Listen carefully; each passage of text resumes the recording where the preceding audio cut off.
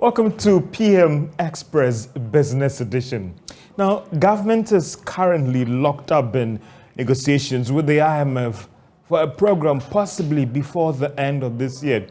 But looking at the way things are going now, are we likely to secure a program before the end of this year, or we should be looking at a staff agreement?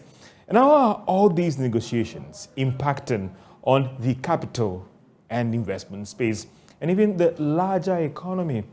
I mean, what would this also mean in terms of plans to even possibly restructure the country's debt stock? And what about the status of the 2023 budget presentation? Well, on PM Express Business Edition, we'll be looking at Ghana's IMF deal. Can we secure a program before the end of this year? And how are these discussions impacting on the broader economy? Well, I'll be engaging Kojo Opon Nkrumah. He's Minister of Information. He'll be joining us. Dr. Theophilus Champon, he's an economist. And William Mensah, he's Executive Director of Borough Capital, joining me in studio. And those who know William, a very strong person in the investment and capital space. Well, all these issues wrapped up, us, we'll be looking at the impact of all these developments on the broader economy here on PM Express Business Edition. We'll be right back after this break.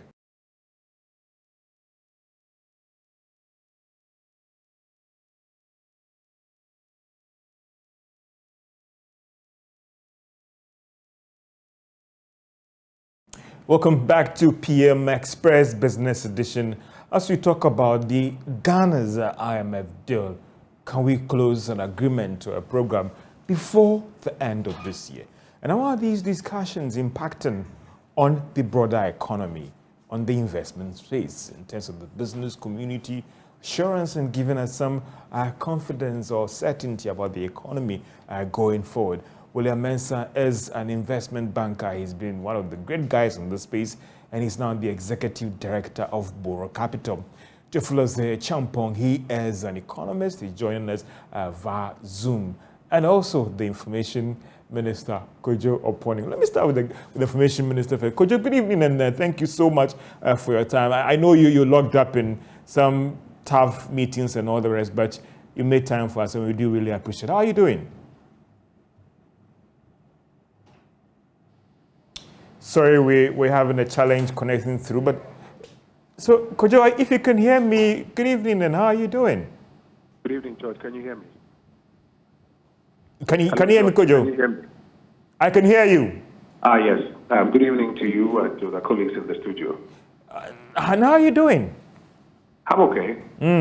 So one would ask that I know you've been part of this whole deliberations and even in Washington, D.C. and all the rest. So it won't be wrong to bring you on this program and ask you that as we speak right now, how are things going with respect to our negotiations with the IMF for a program? I think things are moving steadily well. Initially, we had to make data available. So the first mission that came to town from Washington came with specific data requests, and we shared with them not just the headline reported numbers, but the underlying data sets that get us to those numbers. If you say inflation is, 25% or 35%, what is the underlying data so that they can interrogate and declare in their minds as they are onboarding you into their program. That went successfully. And then they left town. I think a second mission came, which then began scoping the parameters of what a possible Ghana program will look like. First, you're requesting for balance of payment support. How much are you looking to get over what period? Second, that balance of payment will, among other things, help your fiscal program. So what is your medium-term expenditure framework or your medium-term fiscal program looking like? Is it feasible? Does it need adjustment?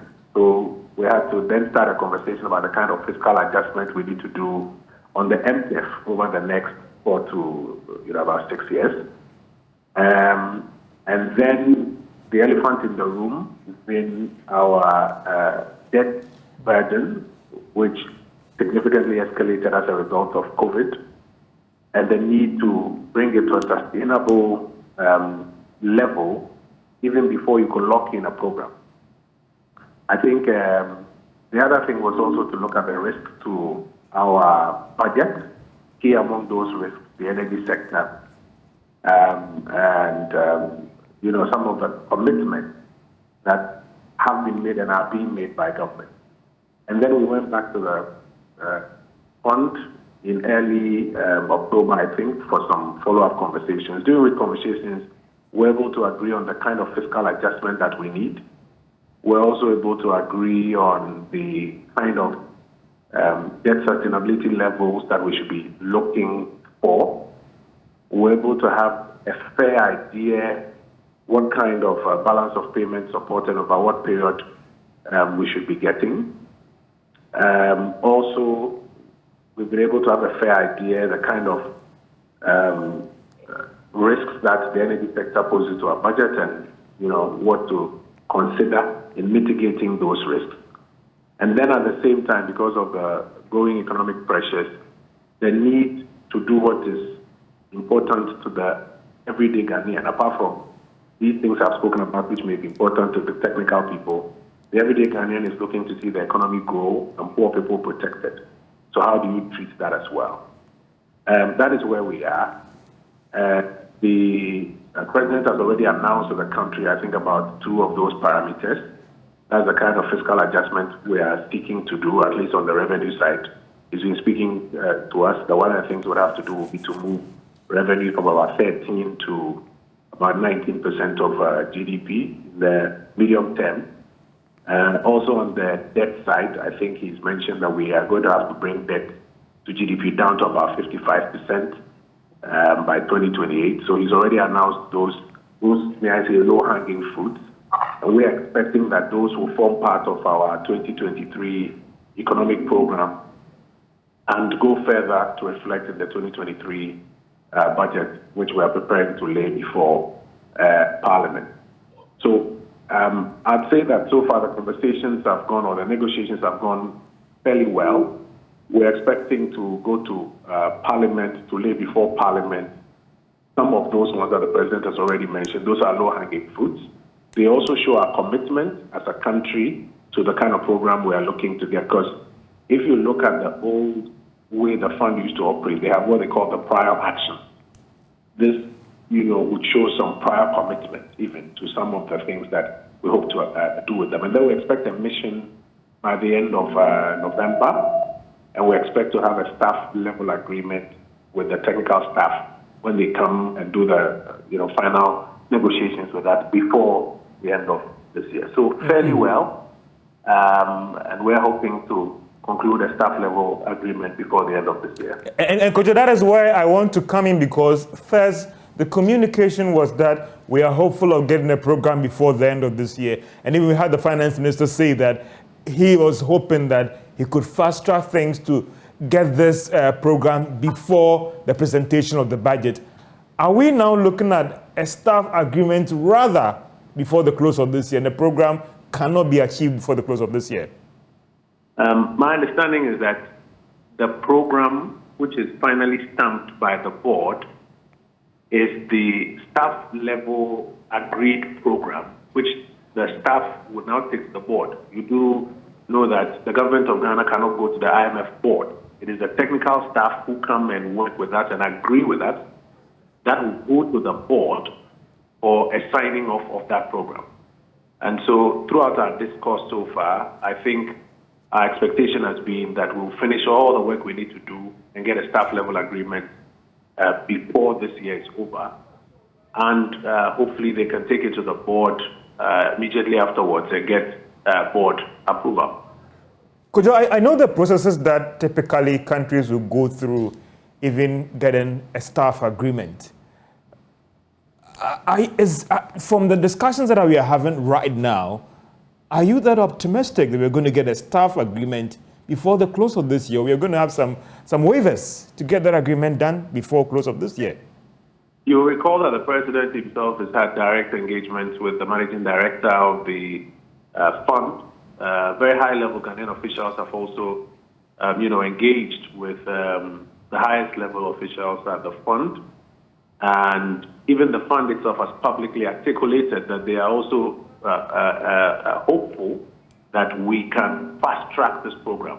The definition of fast-track, as we are talking about, is seeking to get that staff-level agreement before the end of this year so that the staff can go to the board immediately afterwards.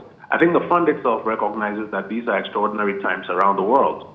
When we were in Washington, one of the things that became quite clear was the nature of uncertainties, economic uncertainties all over the world, literally on a daily basis, and the need to be quick in providing some resolution. And that's why the fund itself has even opened another window.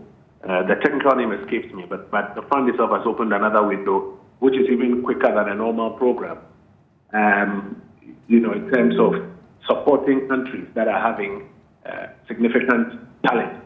So we are highly hopeful of concluding a staff-level agreement before the end of the year, and that the technical staff will get board approval immediately afterwards. Could I'll be coming back to you because in your discussion you spoke about the biggest elephant in the room being the debt, and I'll be very interested in how negotiations in that area is going. But let me bring in my guest in studio, William Mensah, and also get into Chio Champon as well. William, I mean, you are an investment banker. You've operated in this space for quite a long time. I mean, as somebody who advised people, not just locally and internationally, where to place their funds, how does these utterances or these comments by the information minister and what you had previously comfort you, or still the uncertainty is heightened for you? Okay. Well, it's refreshing to hear that we are hopeful to get a staff-level agreement end of this year. That does not take away the uncertainty in the market, because even if we have a staff-level agreement and it is not gone to the board yet, I don't know if all the technical details of it and the nitty-gritties of what is going to be done, which has an impact on financial markets, for instance, would be brought to bear before it goes to the board. I don't think that's how it works. But at least once staff-level agreement has been reached, it gives people the confidence, because, I mean, hardly will you reach a staff-level agreement and then the board will throw it out. It doesn't happen. So at least that will bring some comfort. So if we're able to get that, I think it's a plus, but it is not going to take away the uncertainty, because what we are dealing with now is that there's a liquidity crunch coming from the fact that people are not sure what's going to happen. You engage these investors. Yes. What are their concerns? What are these people, both the retail and the institutional, and then even the offshore investors as well? Yes. Okay. So let's start with the institutional investors. Now, there are people who have long-term funds to invest, pension funds, collective investment schemes. The funds they hold, they don't want the funds back in 6 months, 1 year. They are long-term investors. So ideally, these guys will be locking in 4-year investment, 5-year investment, and things like that. Now, what are the instruments available for them to invest in? Broadly speaking, they are either buying bonds or they are buying equities. Now, remember that we've come from a financial sector cleanup, that in itself created some discomfort in financial markets. And when there's discomfort in financial markets, there's what we call flight to safety. People want to move to something that they think is safe. Now, so what happened after that is that a lot of money went into government bonds with the notion that, okay, this is safest instrument. This is where it's safe. Okay. Now, so with the need for us to have debt restructuring, and the market not knowing the form that this debt restructuring is going to take, now we have a situation where these guys who have access to long-term funds are not sure where to put the money. If I buy a 5-year bond today, what's going to happen after we finalize what form the debt restructuring is going to take? Now, that also now goes down to affect the retail investor, because remember that, I mean, most of these retail investors, they are investing their money through collective investment schemes. Now, these collective investment schemes have bought these instruments. So a collective investment scheme bought a bond, let's say 21% coupon in January this year. Now yields are in the 40s, mid 40s. Okay. Now, so that bond that he bought in January this year, if he has to go and sell it on the market today, he's going to get 60 CDs on every 100 CDs that he invested there, about roughly. But that fund manager did not buy the bond with the intention of selling it. He was buying with the intention of holding it. But there's a lot of panic in the market. A lot of these retail investors are going to their collective investment schemes saying, I want my money back. These collective investment schemes don't have enough liquidity to meet the withdrawals that they are facing. So they are forced to say, I want to go and I have to sell this bond.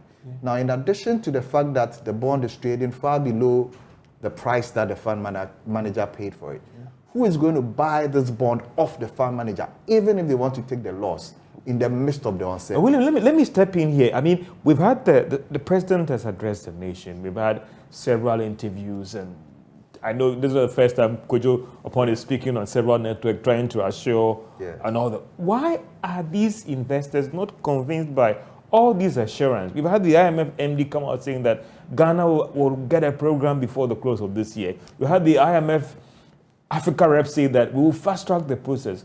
Why are all these investors still not convinced? Is it the same government, because of what they said previously, we won't do a fund program, that is still fueling this uncertainty that now there's flight capital and all the rest? So yes, we heard the president speak and he said there will be no haircuts on investment. Everybody was excited. The very next day, we heard Kojo say that we'll get a clarity from him on that one. So the haircut is not going to affect principal, but it doesn't mean it's not going to affect coupon. Now, if it's not going to affect coupon, what does that mean? It can mean so many things, right?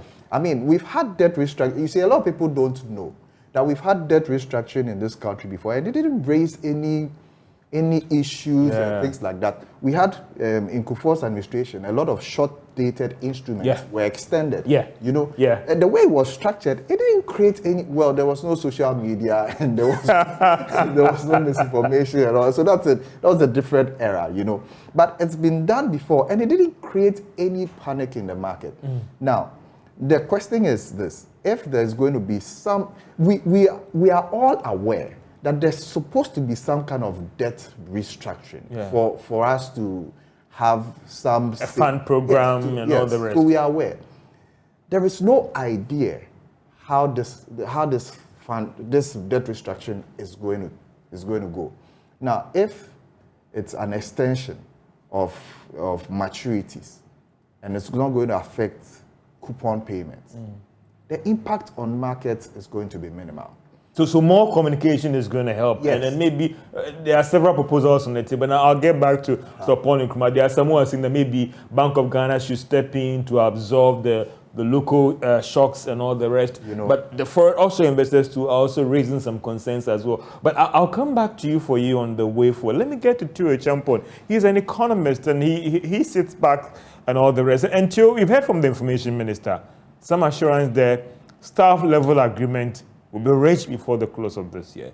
Convinced? And how should this information feed into the market to help the CD and address all these uncertainties in the market? Yeah, so I think it is very, very possible to get a staff level agreement by the end of the year. In fact, just today, within the news wires, Egypt managed to get a staff level agreement. And remember, Egypt actually had a standby agreement with the fund during COVID, but in March of this year, they applied for a full fund program, and they've been able to secure $3 billion for a 46-month program under the EFF facility. So they applied in March. In May, their finance minister came out to say that they will get an agreement in some months' time. And it was only this November, actually just today or yesterday, that they were able to get the fund to agree on a staff level agreement. So from March to July, that was, from March to November, that's 7 months, right, in the process. Ghana applied to our program in July of this year. So if you actually use the Egypt example, and again, there's also Kenya, that also just a few days ago also announced a staff level agreement. if you use all those as a template and you work out backwards with Ghana's case, then it is actually very possible to get a staff agreement by the end of this year, because that would be just about 6 months to the process, and it will be similar to what Egypt has just secured and Kenya has also been able to secure a few days ago. But then there are a couple of things that needs to be done. So we know that we're waiting for the Article 4 report and the debt sustainability analysis. There's a team from the fund that is meant to be in Ghana sometime this week or next week for further rounds of consultations and negotiations and clarification on data points. So that's the first step. The second step then will be the actual staff level agreement. But the problem is that the government, in my view, had actually miscommunicated to the markets on this.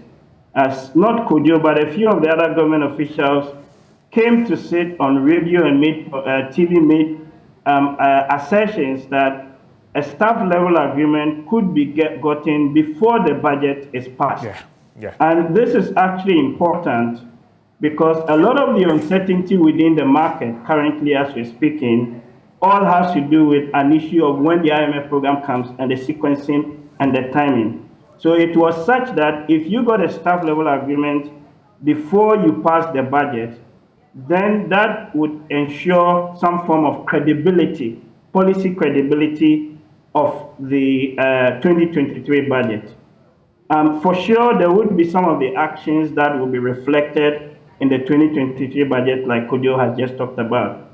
But if the staff level agreement comes after the budget has been read, there's still going to be that uncertainty within the market because you're not too sure what form, shape, or structure that the full program would take with the fund. So again, to re-echo my point, there are 3 steps in the process. The DSA, the Article 4 reports, a staff level agreement, and then the board would approve. Rarely would you get, and I support Mensah's point, rarely would you get a staff level agreement being sent back by the board. That's not going to happen. So the staff level agreement is important, and we can get it definitely, in my view, before the end of the year, because we have seen Kenya, we have seen Egypt also secure similar ECF and EFF type arrangements like Ghana is seeking to get within a 7 to 8 month time period. Mr. Chambo, thanks for that clarity and all those things that you explained to us. For you, what else can be done to help deal with this uncertainty in the market? Because we've seen inflation, we've seen the currency, all these things are happening. What else can government do in these times to deal with this uncertainty? It was a matter of communication, and it was a matter of also speaking with clarity in terms of the process, the sequencing, the actors involved, and what needs to be done. I am actually then quite happy now that at least most of the government officials are now speaking with the same voice and more or less saying that we might get something by the end of the year, which is what a number of us had always said was going to be the case, right, a few weeks and months ago. So I think the second point really is the extent to which the 2023 budget, if the budget comes before the staff level agreement, which is highly likely to be the case, the extent to which that 2023 budget communicates to the market, to other players, to even the ordinary Ghanaian, that the government is willing to do something, especially about the debt situation, about trying to deal with inflation, and also about issues of cutting back on some of the excessive spending or expenditures that we're seeking. If those things can be clearly articulated and communicated in the 2023 budget, that would go a long way to show some of those commitments, because at the end of the day, it's not just what Kojo Opon would say, and it's not just what the president would say, it's actually how that is actually reflected in the budget going forward, because those are the numbers that you can actually hold the government by in that regard. So I'll ask you one last question. I'll bring in Kojo and I'll get back to you. I mean, I engage some institutional investors, and I'll come to Bill Mensa on that one, in US and even in London as well. And for them, they are really looking up to this budget as the turning point. That will give them that tick to kind of come back again. Do you share that same concern that for them, the 2023 budget will be the make or break in terms of bringing them back, or what the GFA always say, bringing back the love for the Ghanaian football?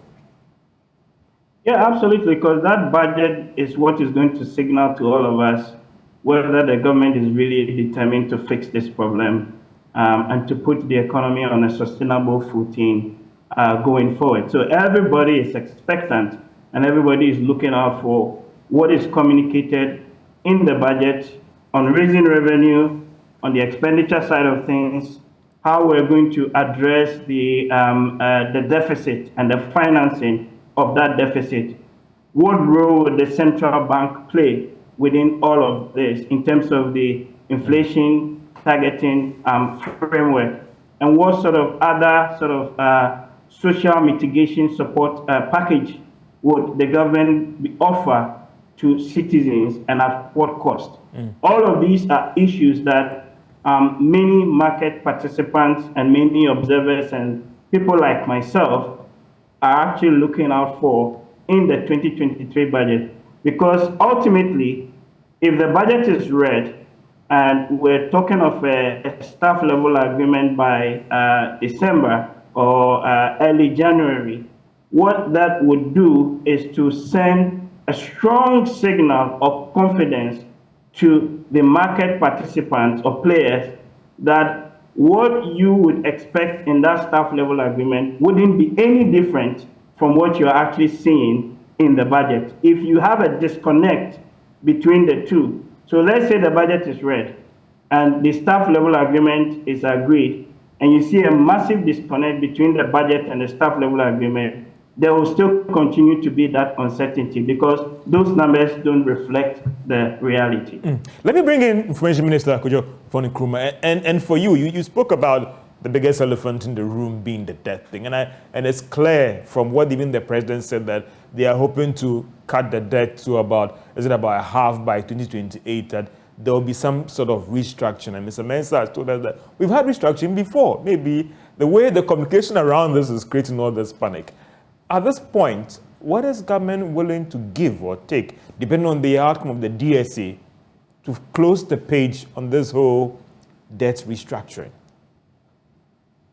Before I come to that, let me make the point that I think I agree 100% with William and Phil. And Phil makes a solid point in two parts, that it's not so much the narrative you put out today, it's the numbers that show your priorities by the time you go to Parliament on the 24th of November. And I tie that in with a second point, that there should not be disparity between that budget and the parameters of the SLA. Now, that's what I meant when I said that there are some low-hanging fruits that you already have some point of convergence with the technical staff of the fund on, and which you want to treat as some sort of a prior commitment or a prior action by laying before Parliament, even before the third or the final mission comes to town. Because that is what then shows clearly that you are committed to the things that you have discussed and literally agreed with them on. And your ability to stick to that commitment and lay before Parliament gives them also that conviction. And we also do not expect that when that conviction is established, they will then seek to change their minds and require that same change to be reflected in an SLA.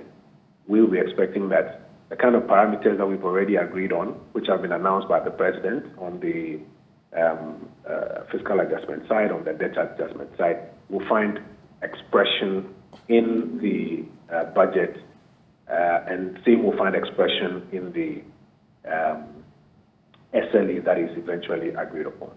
Again, the point is made that this budget must send a strong signal to the market, and I absolutely agree with that. This budget must signal to the market clearly how we seek to reestablish stability. we have some macro instability today. Look at inflation, look at depreciation, look at interest rates and where they are going. You clearly can tell that there's instability on the macro front. This budget should and would seek to send that clear signal. And the parameters of that signal are the things that we've been discussing with the fund as well. Now, let me come to the debt question that you are asking. I think what we should avoid is forcing an answer before it has reached maturity. Because if you force an answer before it reaches maturity, you might not get the optimal answer you're looking for, or the optimal answer that the market must get. You recall that initially we said we need to complete the DSA and have clarity on what to do to bring debt to sustainable levels over what period. And until that is done, it's really not healthy to be going out there either speculating about it or making some promises or commitments. Because at the end of the exercise, at the end of everything, there must be what we call policy credibility. When the economic policy makers say that this is the policy, it should stand. But if we force answers while we are going through the process and haven't concluded the process, we may seek to get some comforting answers today, which in terms of final policy may not be reflected, and it will defeat policy credibility. I think for now, what the president has done is to answer a particular point of speculation that was in the market about principal haircuts. And he's answered that clearly that there will be no principal haircuts, because the conversation of principal haircuts coming at a time when we're having some heightened depreciation of the, the conversation of principal haircuts then led to a high level of disinvestment, and people were then running into buy forex at a time when already, because of the limited access to the international capital markets, our forex supply is not on the high side. And that then exacerbated the depreciation, which then also then translated into higher inflation, more speculation, and then the whole cycle was going on. The president has sought to strike a fair balance about what he can tell everybody now, which is about no principal haircut. But I think we should also not force the process to just give answers for answers' sake. Let them announce the full debt program or the full debt operation, even now that we've been given assurances that we're not going to get principal haircuts. And what I'll say is that this is an administration that spent billions of cedis protecting the deposits of over 4 million people. This administration is very, very interested in having a robust financial services sector. That kind of administration is not going to be the administration that essentially says that take a knife and cut through everything, which might undermine all the work that has been done already. So without going into overly specific, comforting words, what is important is A, the president's assurance that he does not expect or he will not allow principal haircuts, but B, when the entire debt operation is completed, the details will be announced for both domestic and external investors. Kojo, I thank you so much for that clarity into point there. But even though the assurance that there wouldn't be principal haircut, we got communication when you went to another network that there could be some form of haircut. And I thought that's the clarity I want. And just like what Mr. Mensah was saying, that we've had debt restructuring in this country before. Maybe it's about the communication. That is what is fueling all these. No. Let me explain something to you, George. And I think William alluded to it in passing. We've had times when, in fact, sometimes even the market did not notice that swaps were going on. That, the same ticket size being swapped for different tenors of bonds or of papers. But this is a time in which you have high levels of social media activity, you have high levels of misinformation, and actually you have people who are interested in disinformation. That's very different from misinformation, where people inadvertently put out information that is not correct. And I'll cite you examples. This is the area where you have people going on social media, recording voices, literally scaring the market. So it's not about the communication per se. It is about what people are doing to deliberately juice the market in a particular way. You notice that currently some persons are on trial, have been arrested, because investigations showed how they were fabricating stories on websites, then putting them on WhatsApp platforms and pushing them through to scare the market. These are matters of public record. And even when some of those websites were shut down, they set it up on new domain platforms anew to pursue the same objective. Two people are on trial currently. So there's a new dynamic in the marketplace, which is a certain deliberate effort to disinform the public. But you also have to be careful how you respond, that disinformation does not cause you to run ahead of yourself and start saying things that you haven't reached a point of conclusion on.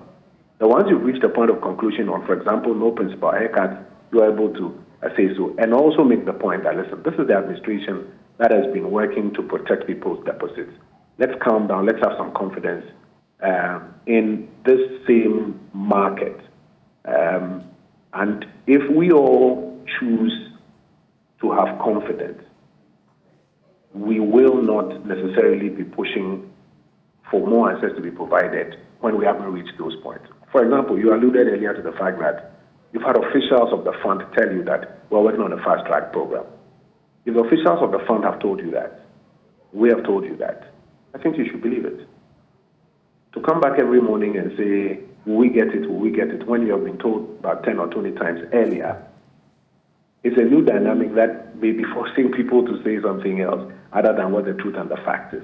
So I think that at this point in time, we have enough reason to have confidence in what has been achieved so far and laid before us, while we all look to what remains ahead of us. This is PM Express Business Edition. Normally we'll be closing this program at 10 o'clock, but our programs director has agreed to us to have an extension to 10:30, looking at the very critical nature of this program or the topic that we are discussing and how it concerns everyone and all the rest. And could you let me come back in your answer earlier on? You talked about 24th of November 2022. Is that when the budget will be laid before Parliament? That's my understanding. And who is going to present that budget? I do not have an answer to that. I mean, Kojo, today, I don't know whether you were in Parliament. A lot of things happened in Parliament today. And again, we were talking about the uncertainty and all the rest. What do you make of what happened in Parliament today? I think, like they say, Parliament is a master of its own rules. Sorry, Kojo? Yeah. I think, like they say, Parliament is a master of its own rules. A number of processes were triggered, responses were given, and in the end, Mr. Speaker gave the directions on the next steps. And those next steps are the ones that I think Parliament will be looking to. But I think for us all, the bigger conversation is the substantive economic program for 2023 and the budget that supports it, and the kind of financing that we need to make that program a reality. And if I have the opportunity to advise anybody, I'll say that's where the biggest chunk of our effort and attention should be going. And Kojo, I didn't mean for you to comment on maybe the processes and all, but again, what all these things feed into the uncertainty, and that is where the concern is that there's the minority. But I think people should be rest assured that at the end of the day, the government of Ghana will have a budget for 2023, which budget accommodates some of the low-hanging fruits that we've managed to come to a certain point of understanding with the fund on. And that will be presented on 24th of November. That is my understanding. Could you, I mean, again, let me come back to this thing. For you personally, aren't you worried about all these things and the uncertainty it creates? Even some people in your... If you keep funding worry, George, then you'll get people worried. I think that what you need to do is also to assure people that no matter what happens, the government of Ghana will have a budget for 2023 laid before Parliament, discussed by. We should have confidence in our governance institutions and their ability to resolve whatever questions may come up. In democracies around the world, questions come up, but people have confidence in the governance institutions' ability to employ their own rules to answer those questions. And I think that that is what we should all communicate to the markets and to all other persons that, listen, have confidence in the ability of our governance institutions to answer all the questions that have come before it, and that at the end of the day, the government of Ghana will have a budget for 2023, which budget admits some of the, may I say, prior actions or low-hanging fruits that Ghana and the fund are agreeing upon ahead of a staff-level agreement. Could I be coming back to you? Recently, Ghana's Statistical Service announced inflation 40.4%. There's still some level of pressure on the city as well. What is government also doing? And we heard the president when he did he addressed to the nation that we will have further communication to us on what else government is doing to help deal with the situation. William, for you again, and I come back to you because George, can I come in here? Can you hear me, George? Yeah, could you? Yeah. Unfortunately, I'm going to run because of what I discussed with you. I know. I can just answer that question before I go. So we are now at an implementation stage of the 12 measures the president outlined. And various teams are responsible for various parts of it and are moving towards implementation. And we expect to update the country as implementation proceeds on these various parameters. The cost of living is the president's biggest headache at this point in time. And there are a number of things that contribute to the cost of living. One of them is essentially the increasing fuel and attendant transportation costs, which a team has been assigned to try and deal with. Another is also been the depreciation of the currency, which then also escalated the prices of a lot of imported items. And then another also had to do with the speculation and profiteering, which I think is a matter that all of us must continue to discuss and encourage persons involved in trade to tone down on. So the various levels of the cost of living are being tackled. It is not a short-term or immediate fix. As you can see around the world, various governments are grappling with it. But I think Ghanaians can go to bed tonight knowing that though things are difficult, in particular the cost of living is escalating. The president's team is working assiduously to try and pull the brakes on it and bring it back as quickly as possible. And Kojo, I wanted to wrap with you just in the next 2 or 3 minutes, and I'll let you go. I know you explained to me earlier on, and I'll let you go very soon, please. On the bit about the fuel as well, I mean, what progress has been made on it, on this a cheaper source of fuel that was being worked on? We're expecting a brief from the teams that are out of town exploring those options, but the early indications that we have is that there is some very high possibility of achieving that objective that the president set ahead of them. And so very soon we get something on that. Inflation as well? I've explained to you the things that are, translating into inflation. The transmission mechanism on currency, on fuel, on profiteering and speculation is what we need to deal with so that we can ensure that we don't keep going on this trajectory when it comes to inflation. Kojo Oppong-Nkrumah, Minister of Information, I appreciate your time. We had an agreement and he's running into something else, but he's agreed to still join us on this program. PM Express. Thank you, George. My regards to William and Theo. Thank you so much. PM Express Business Edition. We'll get back and get the thoughts of investment banker, that is William Mensah, and also Tue Champon. The budget will be presented on the 4th of November. That's what Kojo says he understands. Who's going to present that budget? Looking at what happened in Parliament today. We'll be right back after this break.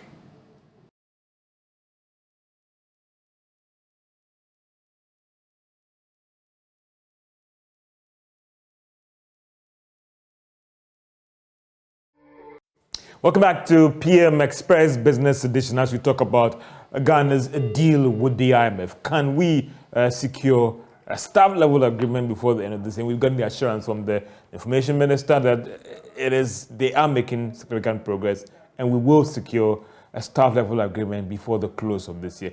Let me bring in Tue Champon, an economist, and I'll come to Mr. Mensah as well. So, Mr. Champon, I mean, convinced some of the assurance that the Minister of Information has given to us that, this is what they are doing, the budget, and also it will be presented on all of that things being equal, what he has picked up 24th of November 2022. Under the public management laws of this country, the budget must read by the end of November of every year for the following year. So one way or the other, we must send or present some document to the House, else some emergency budget would have to be read.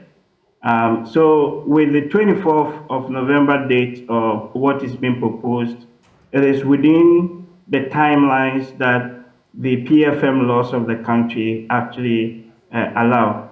There are two quick responses to the issues. I think from an economic point of view, it is irrelevant who reads the budget. And I want to kind of reiterate this Interesting, point. Mr. Champong. So economically, yes, can you hear me? Yeah, go ahead. I said interesting. Just go ahead. Yes. Yes, I'm saying that from an economic point of view, whoever reads the budget, it doesn't matter. It's irrelevant. It's really the message and what is communicated within that in terms of fixing those structural issues and clearly sending a signal to the market ahead of the staff level agreement. That's what's important. Could you use the word prior actions? And precisely so, because that's what the IMF and other players would be looking out for. But politically, it does matter. So politically, if the finance minister doesn't, or the current finance minister doesn't read the budget, we can all pretty much assume that he's gone. It's as simple as that, right? So it does have a political consequence, but economically, it really doesn't really matter in that respect. There are three other quick points. Yeah, please. Go ahead. Sorry, go ahead. Sorry, go ahead. Yeah, so there are two other quick points I wanted to make on the next series of steps as we talk about the staff level agreement. So the IMF uses 4 criteria, right, for measurement. The prior actions, which is that the steps that a country is taking before it even agrees a program with the fund. And this 2023 budget would be an indicator or 4 within that prior, action. There are 3 other things that are important, which will be part of that criteria. One, which is called the quantitative performance criteria, or the QPCs.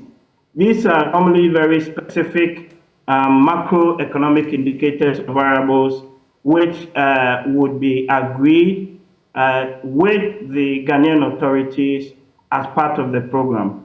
The second thing in there is what is also called the indicative targets. So in addition to the macroeconomic variables like on inflation and debt and deficit, there would be other, largely sort of also quantitative criteria that will allow the country or the IMF to actually assess program or progress on the program objectives. And then the last one, which also would find its way into any program, is what's called the structural benchmarks. So this can often largely be qualitative in form, but they are also critical criteria that is used for measuring progress and for assessing program implementation. I mean, Mr. Chambo, you spoke about, the person who presented is not that relevant, but we are talking about uncertainty. And I asked Kojo this question.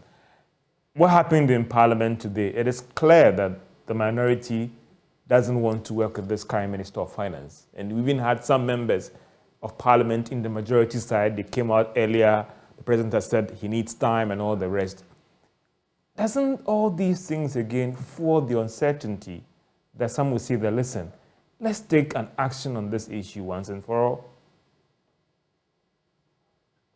Yes, it does, to an extent, because, of course, the finance minister has spoken. A lot of people have already called for his head anyway.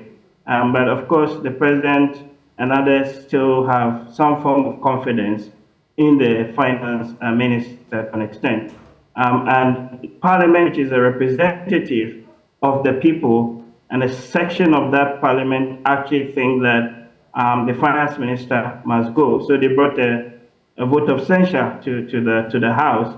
And today the speaker referred that to, I think, 7 or 8 member ad hoc committee, which is meant to make a ruling in 7 days' time. So we wait to see what will come out of that. But of course, from many a market watcher or participant, the earlier the finance minister goes, the quicker would have some form of ability, of course, coupled with whatever the 2023 budget also comes out with.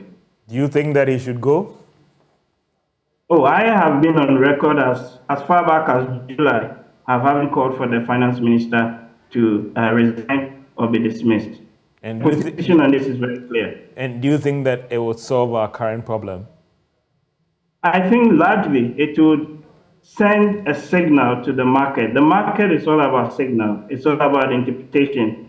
It will also signal the sort of direction the government wants to undertake. In my view, in many other market participant players' view, the finance minister's position has become untenable. And I have said this as far back as July, and I want to re-echo that again. Any names on your mind who the president should consider? That's the president's prerogative, unfortunately. So I'll come back to Mr. Mensah. For you again, let me come to the investment space. What do you want? I mean, you need some comfort to communicate to the market as well. What else do you want from government and those who are managing the space to help you so that at least you can manage the calls and the requests that are coming every day? I want my money, and it forces you to communicate again back to the market. Listen, this and this and that. Okay, so there's one other important thing that is being worked on now. I know the Securities and Exchange Commission is working with Bank of Ghana, and that has to do with creating liquidity. Because it's not like, especially those who are dealing with the retail investors. The institutional investor pension funds, there's not much of an issue. What's your biggest headache? And let me come. What is your biggest headache right now?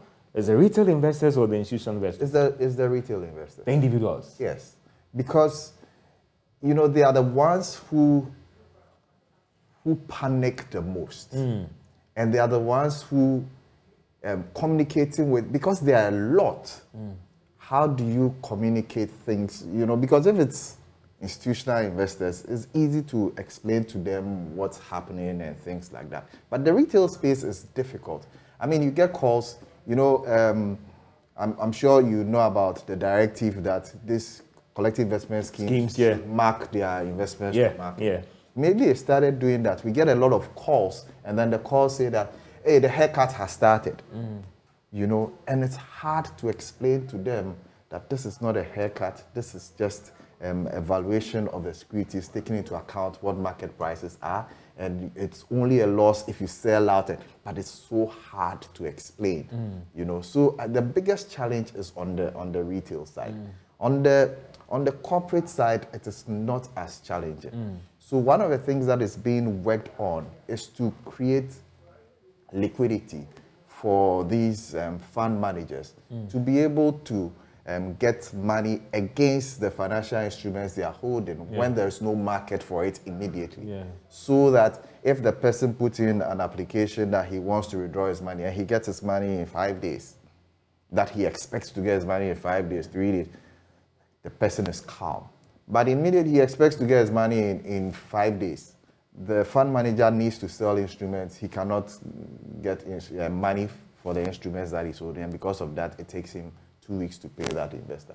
He panics and goes to tell the other friend, and then they think it's a much bigger problem than what it actually is, and then it just you guys in this space, I mean, you're liquid, alright, but these are being logged in long-term investments and all the rest, and something is being done between the Securities and Exchange Commission and the Bank of Ghana. Because I know that the Bank of Ghana is working on something for these banks to improve liquidity.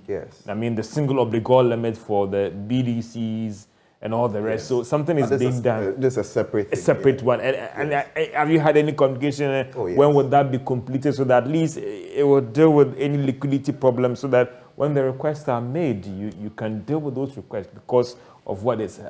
So I mean, even was it yesterday, we had... So there's a team in Bank of Ghana that is working with the asset managers. So we get calls from Bank of Ghana trying to know the extent of because they need to get a big picture. Once they come out, they should come out with a program that covers everyone. So they need to get the big picture. So that is being done. And it's something that is on top of the agenda for our regulator. So I should think that a program will be put in place pretty soon. And that would create a little bit of calm in the system. Because all we need is the calm. Once we have the calm, and all the other things follow. Okay, so we have the budget reading. Hopefully, it's going to be a budget that makes us know that, okay, something is being done both on the revenue side, on the expenditure side, and we are not going to excessively spend on social programs, etc. Okay, there's some kind of comfort there, right? Then we have information that staff level agreement has been reached. Then, but once the calm starts, everything will be okay. Because do you see light at the end of the tunnel? I mean, really, you've been in this space before from your practice in investment banking. Yeah. So what do you really see light at the end of the tunnel? I do, because you see what's happening now is that the uncertainty is the problem. The problem is not really what's on the ground. It's not like you have. It's not like the problem we had before the financial sector cleanup, where banks and financial institutions were sitting on toxic assets. Yeah. Okay, so these are, look, as I said, after the financial market cleanup, most of the funds moved all the money, the bulk of the money to government instruments. So they are not sitting on toxic assets. They are sitting on good assets. But the uncertainty has led to a run, and no financial institution, HSBC or UBA can stand a run. Yes, it doesn't matter which financial institution. When there's a run, no financial institution anticipates that they are going to face 30% withdrawal. So let's make 30% of our funds available. It doesn't happen. And if you do that, you are not even going to get good return for your investors anyway. So you make provision for 5%, 6%, 8% liquidity. Now, when all of a sudden you are faced with 20%, 30% withdrawal, you will have a liquidity crunch. Okay, but they are sitting on good assets. So it is not the problem that we used to have where people were sitting on toxic assets. So it's just the calm.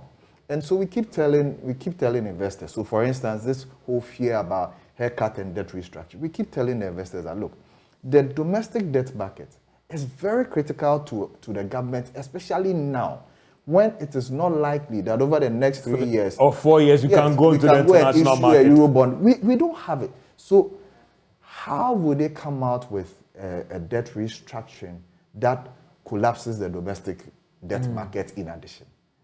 It doesn't sound reasonable, But you say that to them, it makes sense, but they say, well, it's all well and good, but we don't know what's going to happen. So the problem is the uncertainty. How has the cedi depreciation and inflation also worsened made your work more difficult as well? Especially the depreciation.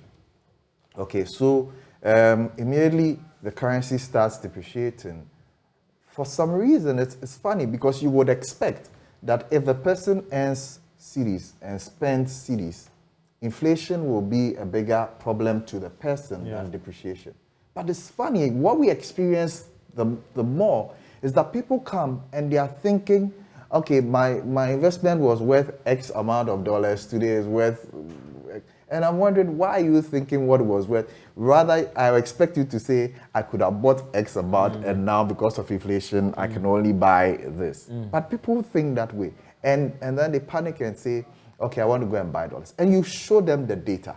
Okay, you show them the data, and I said, there is not a single 5-year period where putting your money in dollars has created a better return than even buying treasury bill. There's not a single, and the data is there.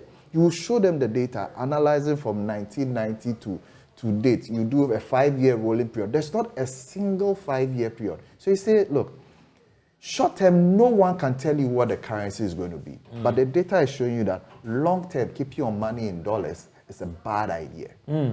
Okay? And the data Otherwise, there. people think otherwise. They think that, well, the currency is strong, is hedged against inflation. So let me go and buy dollars and I'll be free. Short term, no one can tell you. I mean, so yes, you can be right in the short term, but the short term is also unpredictable. Who would have predicted that we would have this depreciation in the currency? There's no one who could have predicted, right? So short term, you cannot predict. But the data tells you that long term, keeping your money in dollars is always a bad idea. There's not a didn't rush to get in dollars because we think it's the best. 5-year period that keeping your money in dollars is better than just buying treasury bill alone. Let me come to Mr. Champon, Doc. I mean, Doc, for you, again, there are some who would also want to say that, are we being so over-expectant with this IMF program that... I don't think we're being over-expectant, but quickly on the point that William was making, I think a lot of the retail investors, people are rational. And when you're getting inflation now hitting 40% thereabouts, what you want to do is just to keep or retain the store of value. It is not about trying to get a return on that investment. So however we define short term, let's say 6 months, let's say 1 year even, people are just trying to convert to these dollars just to ensure that they are not losing out in terms of value when it comes to the exchange rate or the CD in that respect. And the expectation then becomes if there is market stability, then they are going to come back into buying those mid to long dated investments that William rightfully is talking about, which has a much bigger return than just keeping dollars. But in the current environment, where even if you have a CD denominated investment, you are earning a negative return on it because the inflation rate is bigger than even the policy rate and some of the other market rates out there, then people would try and resort as a first point of action to just wanting to just keep the value of their investment, forget about even making a return on that. So I just thought I'd chip in a little bit on that just to improve the debate that we're having. But I think, yes, ultimately, the IMF deal is a big deal. And it's not because people are over-expectant, but historically as a country, some of the times that we've actually performed best is when somebody's in our hand. Or when some will say there is some headmaster with a stick trying to get you to do the right thing. We have largely, in the last, you can go back since independence and since our IMF program, over the 17 IMF programs or 16 that we've had, it's only when we had those programs and in the few years after that you see some semblance of stability, some growth, and the government more or less living beyond with its means and not beyond its means. So this is important, but it's only a medium-term fix.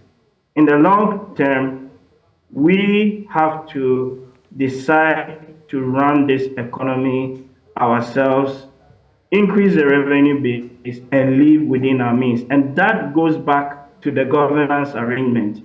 That goes back to the kind of politics that we run in this country.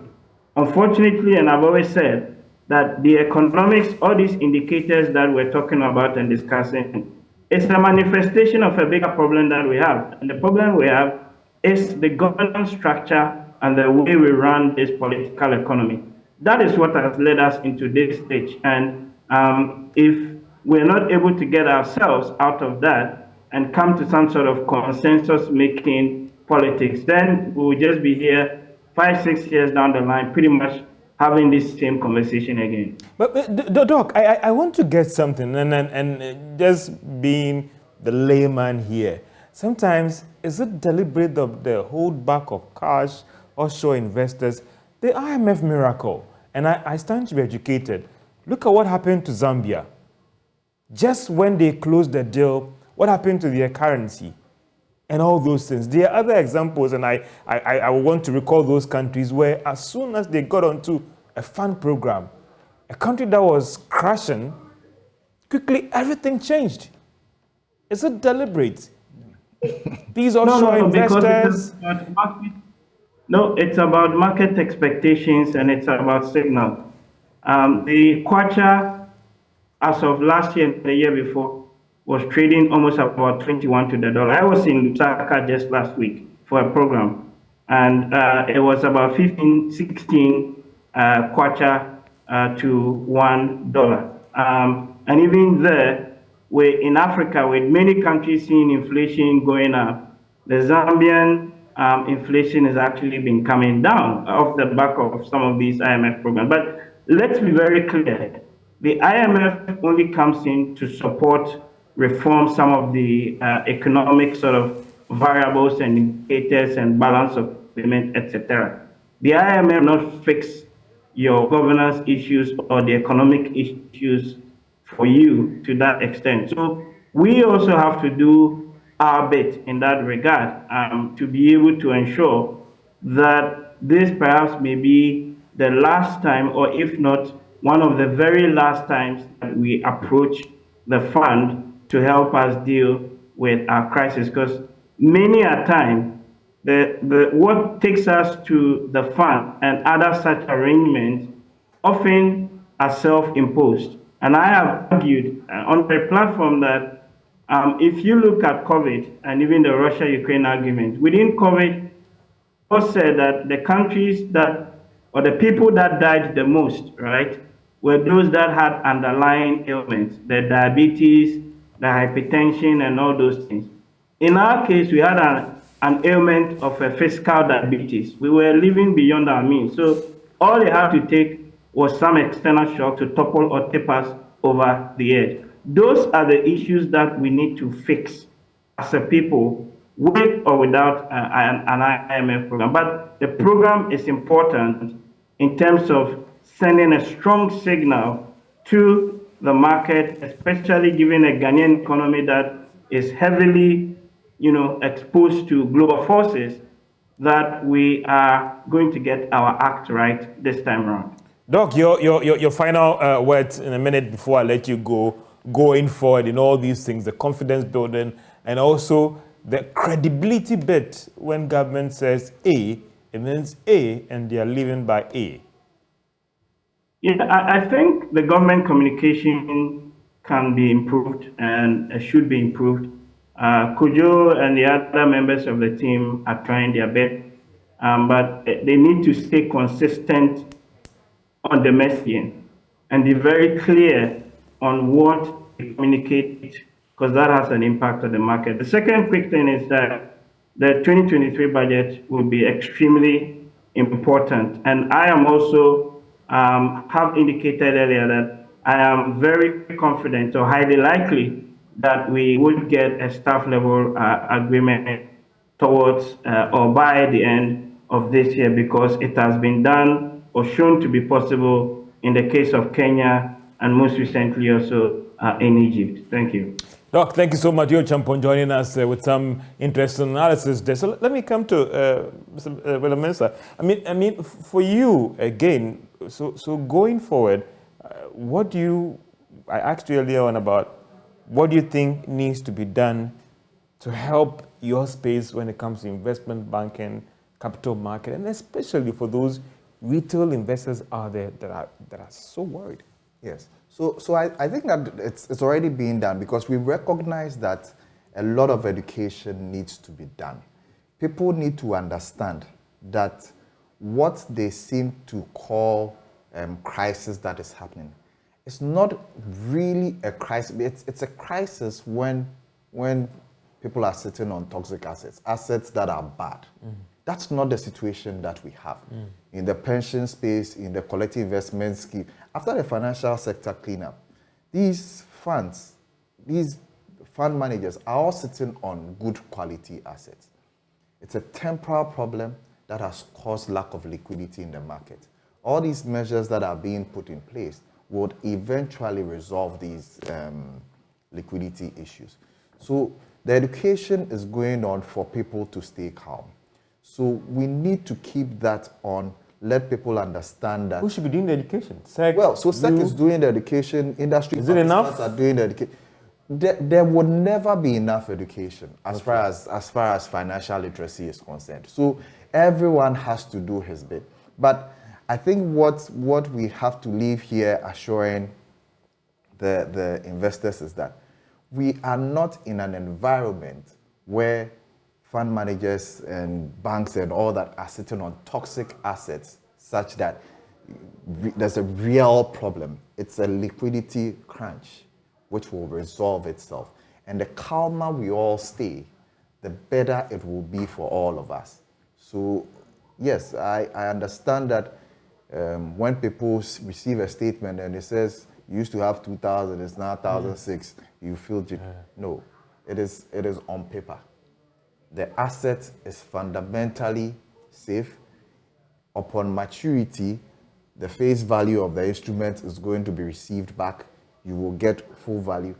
So I just want to assure investors that let's all stay calm, because the more we panic and take negative action, the worse the situation becomes for all of us. William Mensah is Executive Director, Bora Capital, a very solid investment banking person who's been in this industry for quite a long time. Dr. George Wiafe is an economist, and Kojo Oponi Nkrumah he is the information minister, and he joined us earlier on to explain to us what government is. I know that the debate will still go on in your homes and offices, but what should be done to help restore confidence in the economy? But the takeaway is that the staff agreement would be ready before the close of this year and the budget to be presented. All other things being equal, 24th of November 2022. This is PM Express Business Edition. Have a great day.